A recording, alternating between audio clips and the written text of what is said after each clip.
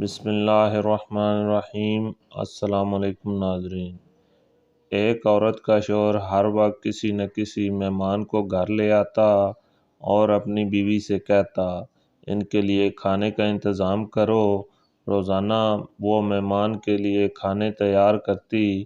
آخر کار وہ روز کے معمول سے تنگ آ گئی اور ایک دن رسول پاک صلی اللہ علیہ وآلہ وسلم کے پاس گئی اور کہنے لگی، یا رسول اللہ صلی اللہ علیہ وآلہ وسلم، میرا شوہر روزانہ کسی مہمان کو گھر لے آتا ہے اور میں کھانے بنا کے تھک جاتی ہوں۔ یا رسول اللہ صلی اللہ علیہ وآلہ وسلم، کوئی ایسا طریقہ بتائیں کہ میرا شوہر گھر میں مہمان نہ لے کر آئے۔ اس وقت نبی پاک صلی اللہ علیہ وآلہ وسلم خاموش رہے اور وہ عورت نبی پاک کی خاموشی دیکھ کر گھر واپس آ گئی۔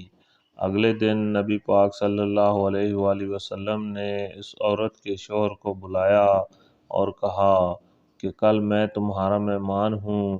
وہ آدمی بہت خوش ہوا اور آ کر اپنی بیوی کو بتایا کہ آج نبی پاک صلی اللہ علیہ وآلہ وسلم ہمارے مہمان بن کے آئیں گے۔ اس کی بیوی بہت خوش ہوئی اور جلدی سے اچھے کھانے بنانے لگی۔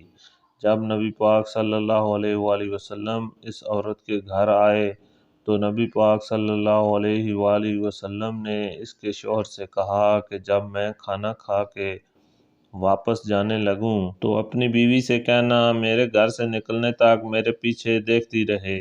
اس کی بیوی نے ایسا ہی کیا۔ نبی پاک صلی اللہ علیہ وآلہ وسلم واپس جانے لگے تو اس عورت نے کیا دیکھا کہ رسول اللہ صلی اللہ علیہ وآلہ وسلم کے ساتھ بچھو، سانپ اور کیڑے مکوڑے سب ساتھ جا رہے تھے۔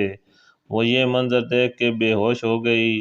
اگلے دن وہ پھر نبی پاک صلی اللہ علیہ وآلہ وسلم کے پاس گئی تو نبی پاک صلی اللہ علیہ وسلم نے اس عورت کو بتایا کہ مہمان اپنا نصیب خود لے کے آتا ہے اور جو مہمان کے لیے محنت کی جاتی ہے اس کے بدلے میں وہ جب واپس جاتا ہے تو ساتھ اس گھر سے ساری بلاؤں اور اس گھر کے سارے گناہ ساتھ لے جاتا ہے۔